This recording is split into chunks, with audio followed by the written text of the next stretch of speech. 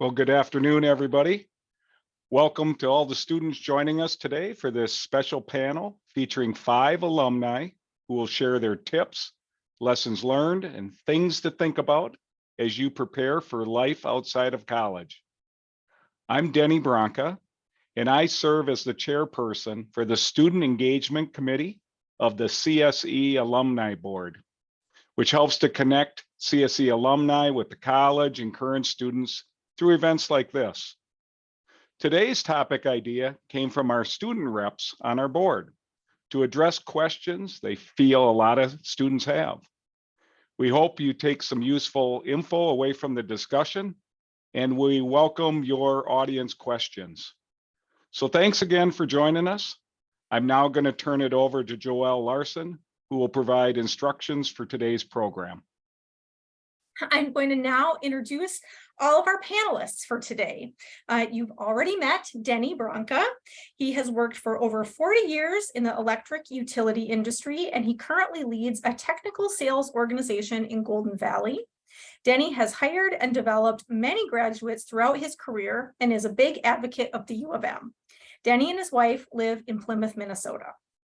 Camila Quo Dahab has worked for over 15 years in the water and wastewater treatment and energy recovery industry in the public sector, private industry, consulting, as well as academia. She recently completed a PhD in civil from UMass Amherst and is a postdoctoral fellow at McGill University in Montreal, Canada, where she lives with her family. Her research focuses on new and innovative processes for water and wastewater treatment. Alyssa Sandholm works at Boston Scientific as a senior process development engineer. Outside of work, she serves as the vice chair of the CSE Alumni Society Board, which helps to engage alumni with the U after graduation. In her free time, Alyssa enjoys hiking, traveling, playing volleyball, and spending time with her husband and pets. John Siekmeyer works for the Minnesota Department of Transportation and is a member of the American Society for Civil Engineers. He has over 30 years of pavement foundation and geotechnical engineering experience, and he works actively to restore native prairie and oak savanna at his home. And finally, Ellen Sorensen is the lead software engineer for Unisys Corporation and works in the area of database recovery. Outside of work, she keeps herself very busy with bands and orchestras, volunteering at schools, as well as several other hobbies. The panel will be moderated by CSE Alumni Society Board student representative, Sanjana Reddy, who is studying data science. So with that, let's get going with the panel. I invite all of our panelists and Sanjana to turn on your videos. I'm going to stop the screen share and let's go ahead and get the panel started. Sanjana, over to you. Thanks, Joelle. My name is Sanjana. Like Joelle mentioned, I'm a third year studying data science right now at the U of M. I guess we can just get started with our pre-planned questions. I'll start with the first one, which is, there's more than just salary when selecting a job. Benefits are really important. What are benefits, and how do you compare and contrast benefits for different jobs? So I think Ellen will start us off, and then we'll go on to Alyssa after that. Hi, everyone. So in addition to the pay that you're going to get, there's a long list of things that we would consider benefits.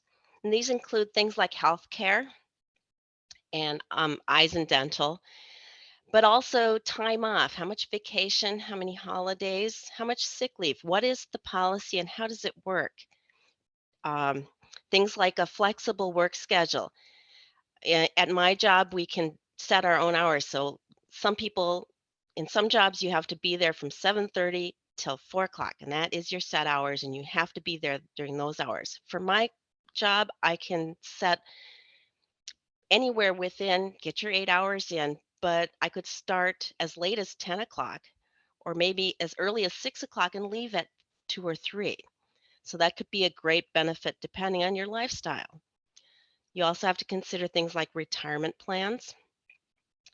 So the thing is just what's important to you, and take some time to think about what's important to you. A lot of places offer other amenities like maybe free lunch or free coffee, maybe a gym membership or even a gym on site, discounts and travel services, sponsored clubs. Again, where I work, we used to have baseball, bowling, and Toastmasters. So there's a wide range of things that you can consider and you should consider and make sure that you're picking something that works well for you. I think, Alyssa, were you gonna Yep. add something? Yeah, so I can add to that. That's a great list, Ellen. Thanks for that. So another thing I would recommend too is I find it helpful to quantify things as much as possible. So you can certainly quantify paid time off and salary. It's also good to consider things like your health insurance. Those can actually differ pretty significantly in terms of premiums when you compare between companies. And also some places offer things like subsidized childcare or childcare on site. That might be a huge financial impact if you're planning on having children. Another thing too, just I find it helpful, like retirement planning. Often your employers will contribute a percentage to your retirement. So you can compare and contrast the percentages of contributions that your employer would add, and kind of come up with this more holistic package and quantitative value when you're looking at one job offer compared to another. Another thing too that you may not be considering right now, I know I wasn't when I first graduated, is things like parental leave and adoption, surrogacy, infertility coverage. Those are not terribly common, unfortunately, in the US. So something that's really valuable if you're interested in that in your future. And then also as like new graduates, if you're looking for further education, often companies will offer tuition assistance. So that can be a huge benefit. And typically a company might help pay for some of your tuition, usually on like a per credit basis, as long as you maintain a certain GPA. And sometimes you have to stay with the company for a certain amount of time after you get your degree or whatever certification you're pursuing. But yeah, I think it would be really great to do a pros and cons list, quantify it as much as you can, and definitely ask trusted people for advice, and feel free to ask questions and negotiate as much as you can. So often a lot of these things can be improved or made better if you ask the question in the interview. So those are my recommendations. Thanks, guys. So going off of that, how do you choose and sign up for benefits? And for this question, we'll start with Alyssa and go on to John. So once you're at your job or you've accepted your offer, typically you have about 30 days to sign up for those initial benefits once you've accepted your offer. This is usually an effort that's coordinated through HR. And once you're hired, you've already signed up for your benefits. Usually there's an open enrollment period, a few months to a few weeks prior to the actual start date of those benefits every year. So typically HR will send out a lot of information that might be presentations, or like an email with packets, pamphlets, something like that to show you the different plans that are available, so you can contrast and compare all of the different pieces of those benefits each year. So for example, like a healthcare plan will come with different levels of coverage that might be applicable to you. And I know when I first started out, I actually didn't need to have benefits for a few years because you're allowed to be considered a dependent on your parents' plan until the age of 26. So this may not mean like a lot to you early on, but if you don't have that luxury, or maybe your employer offers a plan benefit that's better than what your parents offers, it will be something to look into and research. And these needs from your benefits change over time as your life changes. So like I mentioned, if you're planning on getting married or having children, your needs will probably change from that regard. So for example, every year my husband and I are on separate plans, but we always check to see if it's more expensive to be together or to be separate. And so far it's been cheaper to be on separate plans at our own employers. And that's just comparing the level of coverage we need with the premium that it costs. So I would recommend definitely going to whatever information sessions that are offered by your company, ask questions, meet with HR, definitely start Googling those terms and getting familiar with it, and, you know, asking people that you're comfortable with what things mean. I know it took me a long time to really understand. Yeah, so I think that is what I would recommend. So good luck. All right, I think we've had just a great conversation here about benefits already. Super good lists created. So just one quick thing related to health care, health insurance. Just to point out that I know my son right now is graduating. He's young kid, doesn't think he's ever going to get sick. Well, that's maybe if, for instance, when you're looking at an insurance plan, there's a bunch of different potential costs. There's the premiums, there's co-pays, but most likely, if you're in good health and you really aren't going to go if you're not going to go to the doctor, there's not a lot of reason to pay for a plan that has office visits, all you want. So, but you certainly want insurance. You want, if you get in an accident, you want everything covered. And so when you're looking at health insurance, you can think about these things too. It's all, kind of complicated, but that's something, you certainly want the, like I said, the catastrophic type of coverage, so that if you end up getting injured or hurt in any kind of way possible, you're not going to be, it's not going to be just a disaster financially. So anyway, that's my 2 cents on this. Why don't we go on to the next question? Great, thank you. Next, we'll talk about how do you manage your money and make good financial decisions. We'll start off with Denny and then go back to John. Thanks, Sanjana. I have a lot of passion around this topic. All of you CSE students, you've picked great majors. The job market should be welcoming grads with technical degrees, and frankly, your future pay should be pretty solid. You're trained to contribute and achieve, but there's a difference between making money and being financially secure. The reality is we don't spend much time teaching you what good money habits are. It's also the reality that the money decisions you make in your first 3 years out of school will dictate the trajectory of your financial security. So the first 3 years is a big deal. The good news is you probably already have decent money habits. You're finding a way to pay to go to school and to live. So it's about continuing to make smart money moves in those first 3 years after graduation. So here's my recommendations for managing your money upon graduation. First of all, your first full-time paychecks will likely make you feel very cash rich. And this is your biggest opportunity to prioritize savings and debt repayment. It will require you to continue to live under your means. That's not exciting, especially since you've probably been scrapping along in school.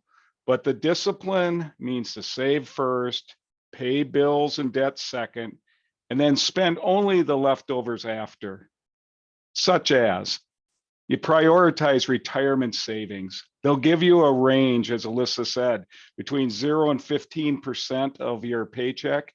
Go for the 15. It sounds like a lot, but once you set it, it will really build. They'll give you options on retirement savings. 401k Roths are a great investment. You'll learn more about that. And then each paycheck is automatically deposited. So once you get up and running, you forget about it and you're going to start savings. Second, you prioritize your student loan repayments. You have to do it, auto deposit each month, and then forget about it. Another tip is when you get out of school, it'd be nice to have a great car, but you don't want to overspend on transportation. Buy a used car or learn to live without a car if you can. Use public transportation. Keep the car payments and your costs low or non-existent. Another area is don't overspend on housing. Probably want to live alone after living with roommates, but it's expensive to live alone. If you can live with roommates, you cut that cost down and you can prioritize those other things like retirement savings and loan repayment. And then there's little habits like don't overspend on lunches during the work week. They add up. You pack a lunch, you maybe have to forego coffee every day, a fancy one. So there's little money habits like that. So, you know, a list like this sounds underwhelming, but if you save, if you pay back your debt and you live within your means, it will get better as your career goes on. Your pay is going to go up over the years. Your savings and investments will compound, and that's your financial security. It's going to help when you decide someday, I want to buy a house. You're going to have some savings. You're going to be financially secure, and then you're going to have buying power. Plus, you're going to feel the satisfaction of contributing to the society in your profession. So I'll turn it over to John for his tips. So thanks again. That's a great list of things. Just maybe just reinforcing a couple of things there. I think, you know, certainly I think a couple of messages I take away immediately are save and also patience. And I think back to when I first graduated. I mean, I was, you know, we're used to living like students, pretty modest. And I got, I don't know, you sound like your parents, I'm sure here, but that was some, well, anyway, so let's, and so patience and saving. And one thing I did do immediately, really, because I am an engineer and I tend to like spreadsheets. So if you just build yourself a little spreadsheet of if you save, you know, X, you know, 100 per month, and you know, use what you learned in engineering econ or something, and compound that and build a spreadsheet that shows you each year what that saving does. And I still have that spreadsheet. And 30 years later, those numbers are huge because I just stuck with it.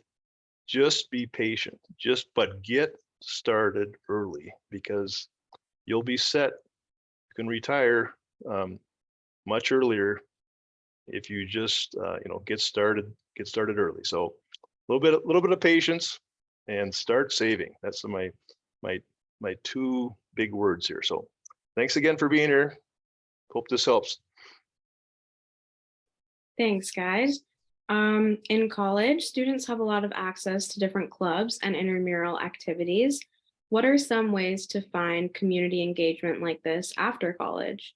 For this one, we'll start with Camila, then go to Ellen, Alyssa, and then end with John. Thank you, Sanjana. So there are several ways to find community engagement opportunities after college. You can join local clubs or organizations through your local cities. For example, St. Paul has intramural softball and soccer and also basketball. There's also local events that you can attend. One group that I'm a part of, I'm half Hungarian, so I'm involved in Minnesota Hungarians a lot. Another way is to volunteer. You can do this through many different organizations simply by using like an online search or even Facebook in your local area, where you can find a lot of different ways to volunteer at your local shelter or even your community center. You can take classes or workshops. I've taken many pottery classes. There's a few in Minneapolis and there's a few centers in St. Paul. So that's an example. You can Google it online to find the different areas where they have that. And then you can also, if you like to be more online versus in person, there's a lot of different online communities you can join through blogging and through, through different online activities. Yeah, and I'll turn it over to, I believe, is it Alyssa that's next? Actually, I think it's me.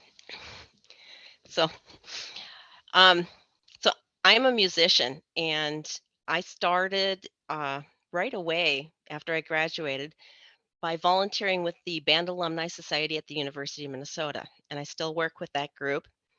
And we have concert band, we have pep bands, we do tailgate lots, and it's been a lot of fun, and I've met a lot of people through that. I also participate in a couple of community bands and community theater. All of these, especially the community theater, even if you aren't a musician, you aren't an actor, they're looking for volunteers. My husband and I both volunteer with my daughter's schools, starting in the elementary schools, and my husband was a reading buddy. They're always looking for people to help the students with reading and math. And you guys should all be really great at math. So if you have any interest at all in working with young people, the school systems, just find your local school, and I'm sure they'd love to have some extra help there. There's a club for almost everything. The Hosta Society, the Bicycle Club of Southeast Minnesota or Southeast Minneapolis. And you just have to kind of look in the paper, ask your neighbors. If you're in a religious, you go to church, ask at the church, because there's all kinds of opportunities, and just find something that you're passionate about, whatever that might be. Alyssa, I think you're next. Yeah, so just to add to that, I totally agree with so wherever you guys end up after school, definitely sign up for your local like community education booklets. So I live in Maple Grove, and I think it's like every quarter I get this big booklet with all of these local community events and classes, and it's really easy to sign up for. Also, if you're online, you can use there's apps like GroupMe or like Facebook events.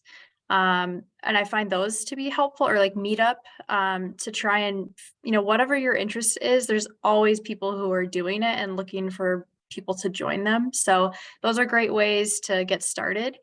And I met a lot of my friends through the University of Minnesota, and I still hang out with them.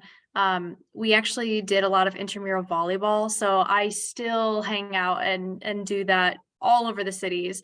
So if you are, pursuing it, enjoying doing something at the university today, chances are you can basically extend that same activity or hobby or interest into, your post-college life. So another example of that too is any professional organization that you might be a part of. Like, so I graduated from biomedical engineering, so I was a part of BMES, which is Biomedical Engineering Society. There's like a professional chapter of that. You probably are a part of the collegiate chapter of whatever organization you're a part of. Another one for me was the Society of Women Engineers. There's chapters through my workplace, and just a Minnesota chapter in general. So if you stay engaged with those same organizations from your universities, chances are there's a kind of post-college version of whatever that is. And even I'm sure, the leaders of those organizations today could help you connect and, make those connections once you graduate. Yeah, another thing too, just in your workplace, I know my work has tons of employee resource groups is what they're called, ERGs. And really it's just to help build a community and, make your workplace as inclusive and inviting as you want it to be, and to connect with people. So those are great to check out as well. And ultimately, I think just I agree with Ellen, like find your interest and your passion and pursue it. And I think the friends and your community and your engagement will come naturally. Yeah, I think that's a really like fun transition once you're done with college, and all of a sudden now you have this extra time to pursue those things. So really take advantage of it and just kind of enjoy it. Like that's the fun part of life, and it's a really great opportunity to get started and to sort of do some self-reflection and find what speaks to you.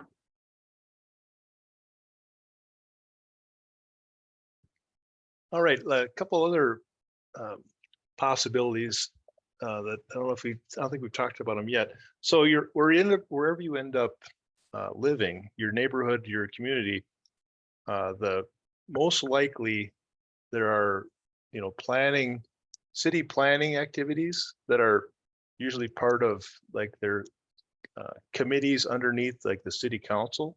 So, right now there's a lot happening around city neighborhood planning with respect to resilience and sustainability, because we're looking at a very different future based on how the climate is changing. And so city government is having to adapt and plan for the future. So you really have a lot to offer with respect to understanding the science and the mathematics around planning. So that's just a huge opportunity, and you can really help out your neighbors in that way. Another related thing is, again, sort of environmental focus. That there's just a multitude of groups, associations. You might think of something like the Sierra Club, but that's just one example. There's a lot of organizations that are environment focused in one way or another. And in Minnesota, I know multiple ones that are focused on the boundary waters, the state parks, outdoor spaces. So these are all things, if you go when you meet your neighbors, talk to them about things they're involved with, but also you can, if you connect through the city community services stuff, you'll find these environmental groups. They're likely listed for your neighborhood. They're all meeting occasionally and doing lots of good activities. So that's another big sort of possibility. And I guess finally, just reinforcing the schools. I know when that's something as an example. I mean, it was brought up, the schools, certainly they're looking for help. And one thing I did right out of college pretty much was I volunteered, because I was always very interested in grade school education. So I volunteered at a local grade school. I ended up helping out with math, and they had a little group, they called it Card Sharks. So it was this fun little group, and you had 6, 8 second, third graders, and just talk to them about math and cards and numbers, and it was a great time. So anyway, there's no end to the things you can do. So don't hesitate to reach out and get connected to your neighborhood. So thanks. All right, thank you guys. So our next question is, what does continuous learning and keeping your skills sharp look like after graduation? For this one, we'll go from Ellen to Denny to Camilla. Well, just as one example, I reached over and grabbed this. This is what a tape looked like when I started at my company, and nobody uses these anymore. Depending on which field you're in, but really applicable to all of the CSE fields, everything is changing so fast. And what you're doing right now is not what you're going to be doing in 5 years or 10 years. And you're really looking down the road to a 40-year career, probably. So you're going to have to do continuous education, whether that's going back to school and getting a master's degree, or just refreshing your skills and learning about the new technologies that are coming up in your area. A lot of your employers are going to have their own classes set up so that you can take classes from your employer. But you also have opportunities to go to tech shows, to learn online, and to study either on the internet or through official classes. It's something that you have to do, and hopefully it's something you enjoy doing, because we're in this for the long run, and it's the only way to do it. Danny, I'm going to pass to you then. Yeah, those are really good ideas and suggestions, Ellen. Just to build on that, one thing is when you finally get out of college, you know, the stakes are so high, that's how you get your first job. But education, once you're established in your job, education, the pressure's a lot less. You know, you can complement your job and you can really enjoy aspects of it. Continuous learning for me, a couple points. One is about 4 years after graduation, I was so deficient in business skills that I needed in the job that I had interest in pursuing an MBA, and it was good. I was able to go at a very slow pace, so that I took many years, but a little bit at a time, so I could concentrate on my job. I had a good social life, and then I took my courses. So continuous ed that way.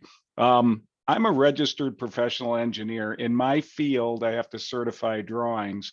So the state of Minnesota requires that I have coursework that I can show that I stay sharp in my field. So I go to conferences, I take special classes and courses to stay technically sharp. And our businesses offer that too.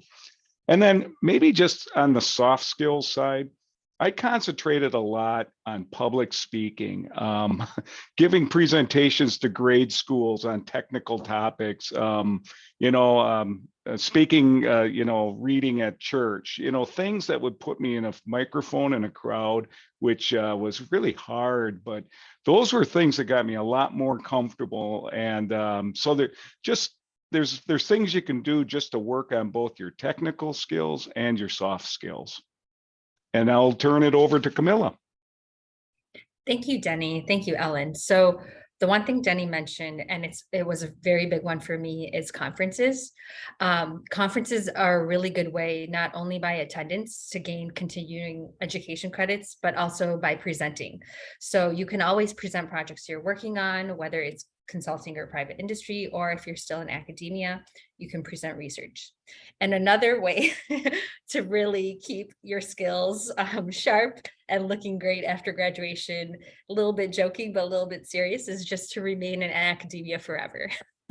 So there's always the option of going right to graduate school, master's, or even PhD after that, or a direct PhD, which is what I did.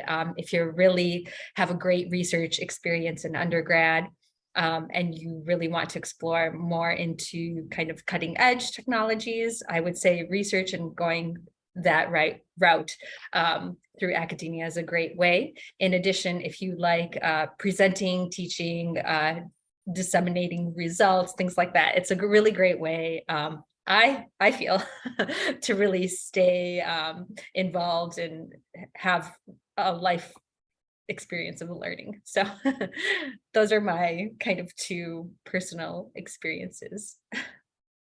And I'll turn it back to Sanjana. Okay, thank you all. We're on our last pre-planned question, and this one is, how can you stay connected with the university and the College of Science and Engineering after you graduate? For this one, we'll go from Denny to Camilla to Alyssa. Thanks, Sanjana. Well, the university was a big part of my life, and so I never really wanted to leave it. There's a couple reasons I stay connected. One's through sports. I mean, I'm a season ticket holder for football, and I go to a lot of the games for different sports. That's just an easy way to be on campus. But I learned that I wanted to network and make sure I had a connection back with the college. And so being an electrical engineer, I wanted to make sure I could reach back to professors, the head of the department, And that just kind of grows. I wanted to make sure we had a network, and that works both ways. I volunteer for things they need from industry, and they help me when I need things from academia. And then it grows. The College of Science and Engineering now volunteer there. So part of it was just there, you have this relationship because you're a student at the University of Minnesota. Why sever that? And I just wanted to remain connected. I'm a golfer, and those are just some things that I feel really, really passionate about. So with that, Camilla, I'll turn it over to you. Thanks, Denny. So one way I like to stay connected, as Denny mentioned, is volunteering through your department or even through higher up, like through the Alumni Society. Another way is really to stay connected to your friends that you make through college, and if you get a graduate degree as well. And so staying close with them and then building a network even through them, through their organizations is really a great way to stay connected. And it's also really fun because, right, you spent 4 years, sometimes a little bit more of your life with these people. And some of my best friends are from undergrad and from college, and I'm still connected to them. And we do a lot of university events together. We occasionally volunteer together. So really staying in touch with people and those connections, even if it's a few, it doesn't have to be, you know, every single person you met, is really a great way to stay connected. And Alyssa? Yeah, those are great suggestions. I also recommend doing volunteering. You'll notice, you know, all of us are basically volunteers at the university as well through the Alumni Society Board. And this is one way that we are volunteering and staying connected. The university also offers all kinds of great public events. So, you know, stay tuned with those. And it's also a good way to keep your skills sharp and to know, you know, what is cutting edge in my field. So I'm biomedical engineering, like I mentioned.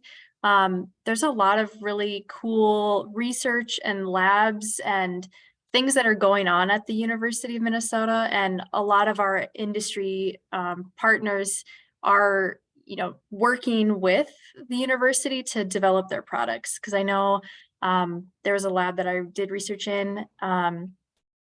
Companies would come in and test their devices in animal models, and it was like a win-win situation for both the university and the industry. And, you know, there's public lectures where people are presenting on those things. So that's a cool opportunity from like a personal side that you can, you know, stay connected, learn things. I also think it's great just from like a volunteer perspective. I like staying engaged with students. So we have a mentorship program that we run for the CSE, CSE students, connecting them to alumni.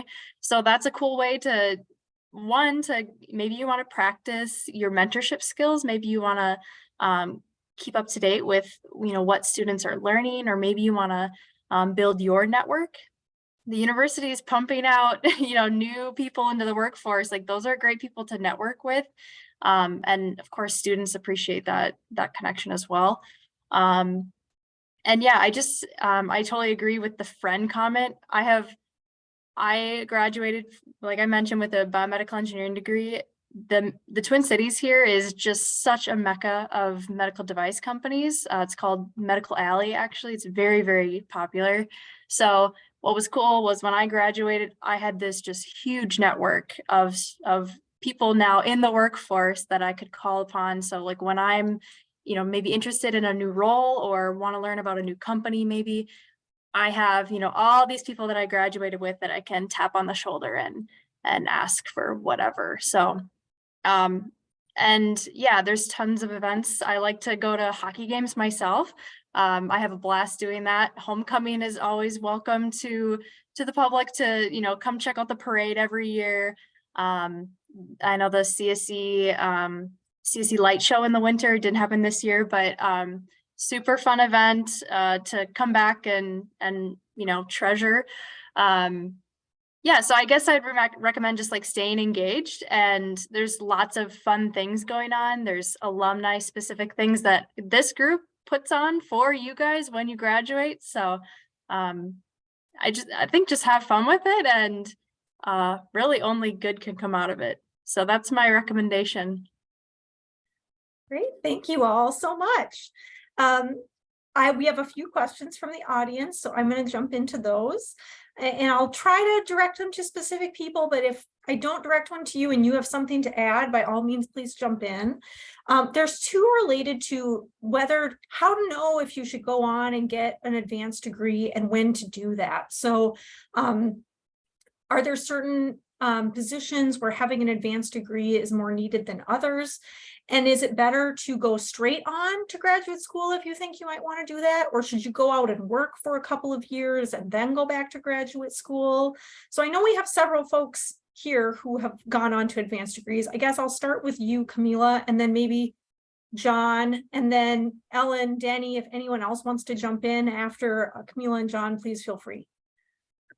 So usually I actually, even though I did a direct PhD right after my undergrad degree, I usually recommend getting a little bit of job experience first. And I only say this because unless this is your case during undergrad, I had some really great internship experiences in the real world, working at real jobs. I had a total of 3. So from sophomore year in the summer, every year I had an internship. And because of that and the research experience I had at the U also from sophomore year, I was able to make a pretty, I would say, good decision about whether I wanted to stay in research or go into the work field. And so for me, that was the right choice. But definitely, if I wouldn't have had that internship experience, knowing kind of what work was like, I think I would have been very curious and probably would have had a real job for a year or 2 before I decided to go to graduate school. So that is my recommendation, is always to try and get as many experiences as well while you're in undergrad, in college, so you can make an informed decision at the end. Yeah, and that's my 2 cents.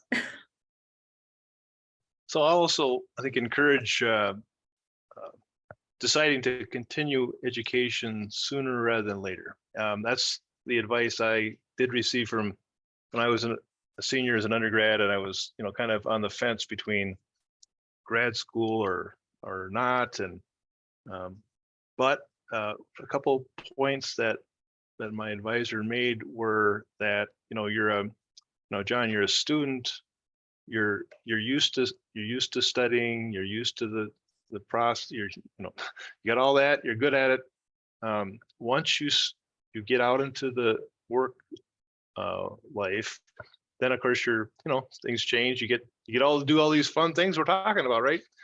But it's difficult can be difficult to go back and get back into the studying mode.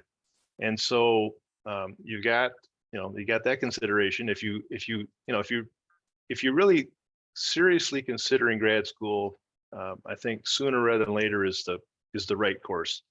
If you're more uncertain, then maybe it makes sense to go work for a couple of years and then fine tune exactly what you want to specialize in.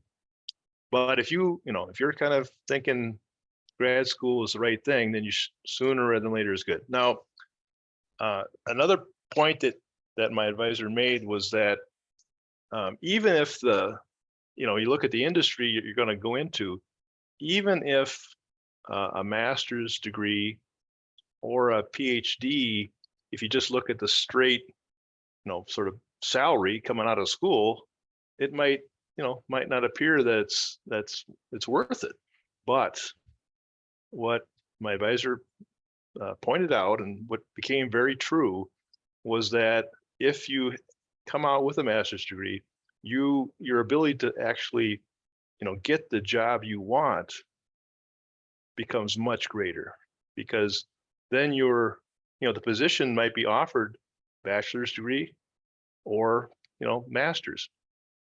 But if you have the master's, then of course you out of the gate, you're kind of one step above all the others that have bachelor's degrees. And so that's really a serious consideration, and it turned out to be certainly true for me. I've really had just a great career, both in the private sector and in public sector. And that all really started because I did come out with a master's, and I got on a track that really was fun. So anyway, I'm a proponent for sticking with it and going on for a master's or a PhD. So thanks for considering that. I guess I'll say a few words. I am a proponent of continuing your education, but getting that job first and working a little bit before you go for that continued education. My employer paid for almost all of my master's degree, and I was able to apply the knowledge that I gained right away, which was wonderful because I really felt like I knew why I was learning it, and I wanted to learn more and really get deeper into it because I could use it immediately. So it was a totally different experience than my undergrad. I loved it, but I'm very glad that I waited a few years. To John's point about not waiting too long, I did only wait about 5 years. So I still remembered what it was like to be a student. I don't think I would enjoy the experience quite as much now. I just want to jump in. I have a very similar experience to you, Ellen. I waited 4 years. I needed the break, frankly, from undergrad to working. And it allowed me to really apply what I learned at my work. And I had kind of the renewed enthusiasm for the classes I was taking. Alyssa, do you want to play devil's advocate and give the perspective of someone who has not gone on to graduate school? Yeah, but still has a I'm great probably career? the only one. Yeah, I have not gone back to school, and so far love that decision. My industry, it's not really needed. You can definitely go, kind of as far as you want to go without it. I also, in our industry, everything is cross-functionally reviewed because everything is regulated by, I guess depends on which region, but FDA for the US. So there's really no reason for you to have like a professional engineering degree or a certification either in our field. And I did a lot of thinking, and I have friends in, same degree, everything, who have gone to school, and I don't think it's necessarily helped them advance further than me. So I think some of it just comes down to like what you want to do, where you want to go, and sort of a cost benefit analysis. Does that make sense for you? And for me and what I want, I didn't think that I couldn't get to where I want to go without it. I will say, depending on what you want to do, maybe it could accelerate your path to, wherever you're headed if you have further education in what you're interested in. But yeah, I have not done it, and I'm totally happy with that decision because it's also afforded me, I've been able to use that money and invest it and, do whatever else I'm going to do with it. So it's totally a personal decision. I really don't think you can go wrong either way, whatever works for you. It's wonderful to have a panel where there's lots of different opinions represented and many different life experiences. I think sometimes when you're getting ready to graduate, you think you have to make a decision, and it's like the forever decision. And if you don't make the right decision, what's going to happen? But as you can see, everyone here has taken a different career path, and they're all very happy with where they've ended up. So all of you should have confidence that if you do what you think feels right for you, it will be the right thing. Okay, we had a benefits related question.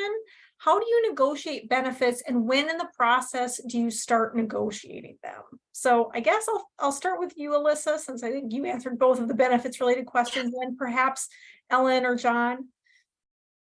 Yeah, sometimes I'll say this is a little bit touchy. You'll get different answers, I think, depending on who you ask.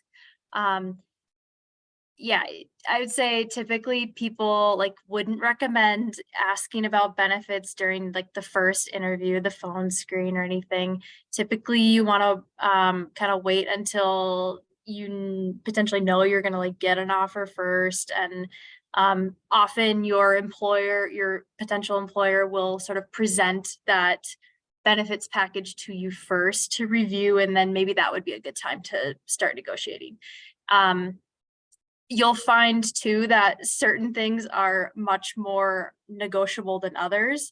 And I think it also really depends on like the size of the company or just the general environment in which you're going into. In my experience, smaller companies have much more flexibility with a lot of things than maybe a larger company will. However, larger companies will often have like a larger suite of overall benefits. So those are some things to consider. So for example, my favorite benefit is paid time off. You will have potentially a really hard time negotiating any more time off than, you know, your coworker sitting next to you at a really large company like my company right now, Boston Scientific. That's just a very like standardized thing, and that's how they like it to be. However, I've worked for a small company, maybe like 150 people max, and we had unlimited PTO. And, you know, those things definitely are negotiable. Or I remember I was looking at a smaller company before I got this job, and they were small enough where they were totally open to, you know, some room for negotiation. But I think it's just really important to know what is important to you and what is the most value added for you personally. And I think I would generally, sorry, my dog is squeaking his toy. I would recommend just asking if something is negotiable first and then going from there. So I'll pass it off to someone else so my dog can play with his toy. Well, maybe I'll add, this is John, I'll add a little bit. One thing, well, again, most of this would be a little bit later. It wouldn't be in your first or, you know, maybe the second. It depends on how complicated the interview process is. But I guess one thing to keep in mind is that at some point, someone hopefully will ask you, you know, if you have any questions about the employer, because you're going to be, you know, they're going to be interviewing you, they're going to ask a lot about you, but hopefully, typically, during that conversation, maybe at the end, they'll say to you, the recruit, is there anything you'd like to know about our company? And just, you know, have this in mind. Besides other, but have in mind that you potentially will get asked that question, because then it's not awkward. They're asking you, what do you want to know about us? And then you can just ask something about, well, when could I, you know, expect to receive some more information about benefits or something like that. Also, I think something to keep in mind regarding like negotiation. Again, these different businesses have different sort of models of positions, okay?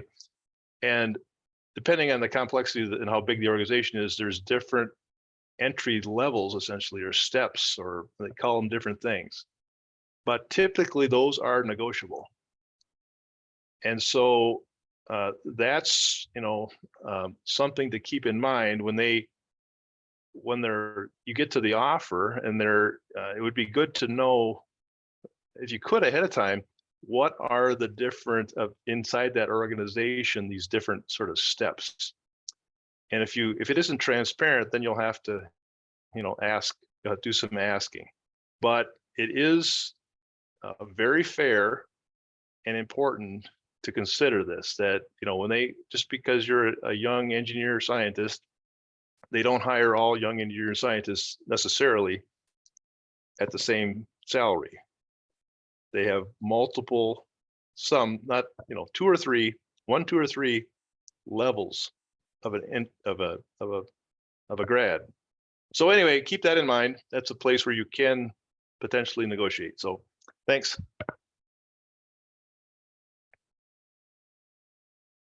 Do you have something you want to add, Denny? Yeah, you know, John, you mentioned something earlier in the program about patience, and that comes to mind. That first job, it's hard to negotiate when it's your first job.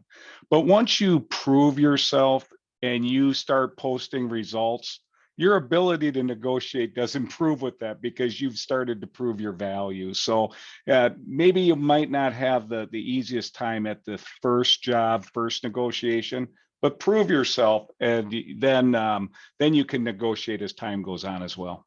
So patience is a virtue there. Great, thank you all. I see we're out of time. I know there was one question we didn't get to. I will follow up with the person who asked that question after this to see if they'd like me to connect with one of the panelists. It was another graduate school related question. So I will follow up with you tomorrow about that. And in the meantime, I just have a couple of quick closing announcements I'm gonna cover right now, and then we can all go about the rest of our evening.